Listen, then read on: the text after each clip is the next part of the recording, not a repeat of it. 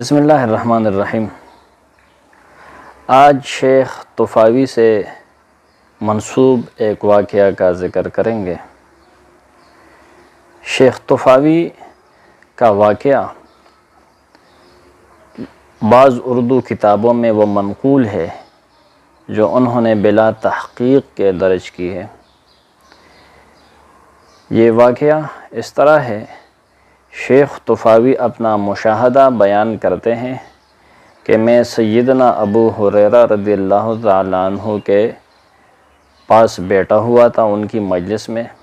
سیدنا ابو ہریرہ رضی اللہ تعالیٰ عنہ وہ چارپائی پر تشریف فرماتے اور ان کے پاس ایک تیلی تھی جس میں کنکریاں بری ہوئی تھی یا کھجور کی گٹلیاں بری ہوئی تھی، اور وہ اس پر تسبیح کر رہے تھے، سبحان اللہ یہ ذکر اذکار فرما رہے تھے۔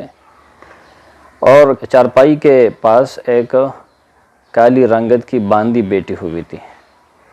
جب وہ تیلی خالی ہو جاتی گٹلیوں سے تو وہ تیلی اس کی طرف پھینکتے تو وہ گٹلیاں اور کنکریاں دوبارہ جمع کر کے اس تیلی میں ڈالتے۔ پھر ایک حدیث بیان کرتے ہیں اس کے بعد۔ یہ واقعہ شیخ طفاوی نے جو بیان کیا ہے اپنا ذاتی مشاہدہ کہ میں نے سیدنا ابو ہریرہ رضی اللہ تعالیٰ عنہ کو اس طرح کرتے ہوئے دیکھا۔ یہ سنن ابی داود کتاب النکاح اس میں منقول ہے، اور اسی طرح مسند احمد میں بھی اسی سند کے ساتھ یہ واقعہ منقول ہے۔ یہ شیخ طفاوی والا جو اضافہ ہے یہ ان دو کتب میں موجود ہیں۔ پہلے تو ہم اس طرف چلتے ہیں کہ شیخ طفاوی کون تھا۔ مسند احمد کی سند میں جو الفاظ ہے وہ ہے رجل من طفاوہ، طوا کے پیش کے ساتھ، الانساب میں بضم طوا لکھا ہے کہ یہ طفاوی ہے، طفاوہ، اور طفاوی اس سے منسوب ہے۔ یہ تو شیخ طفاوی کون ہے،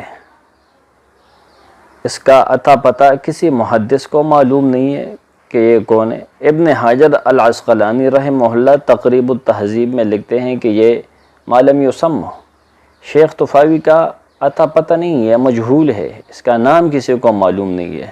حدیث جن 10 وجوہات کی بنا پر مردود ہوتی ہے تو اس میں ایک بنیادی وجہ سند میں کسی مجہول راوی کا ہونا ہے۔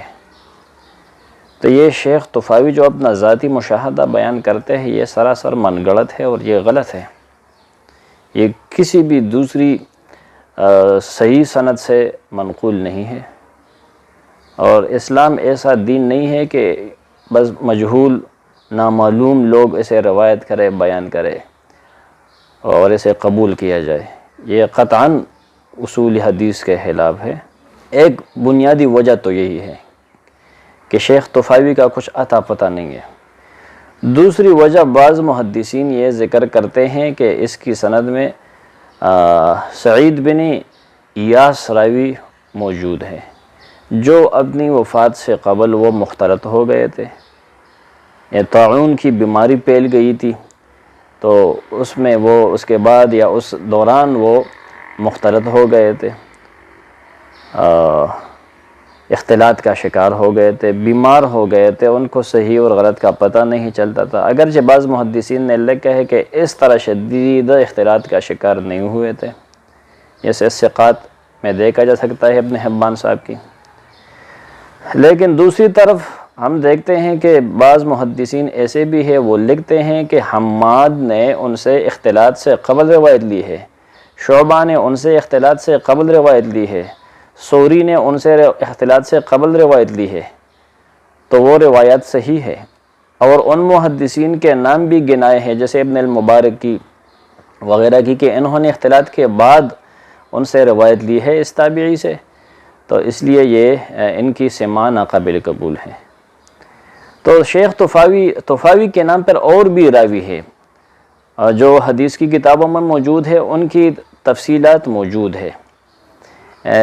جیسے کہ سنن ابی داود میں 3 احادیث ایسی موجود ہیں جو کہ طفاوی نامی محدثین سے منقول ہے، ان کے باقاعدہ نام موجود ہے سنن ابی داود کے اندر، لیکن واحد یہ ایک حدیث ہے 2147 نمبر کتاب النکاح میں، جس میں سیدنا ابو ہریرہ رضی اللہ تعالیٰ عنہ سے متعلق یہ رجل من طفاوہ شیخ من طفاوہ کا واقعہ منقول ہے۔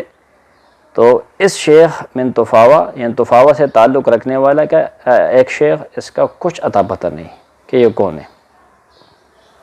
تو لہٰذا اس واقعے کی بنا پر کنکریہ وغیرہ استعمال کرنا یہ جائز نہیں، درست نہیں، یہ غلط ہے۔ سیدنا ابو ہریرہ رضی اللہ عنہ سے اس واقعہ کو منسوب کرنا یہ صحیح نہیں ہے۔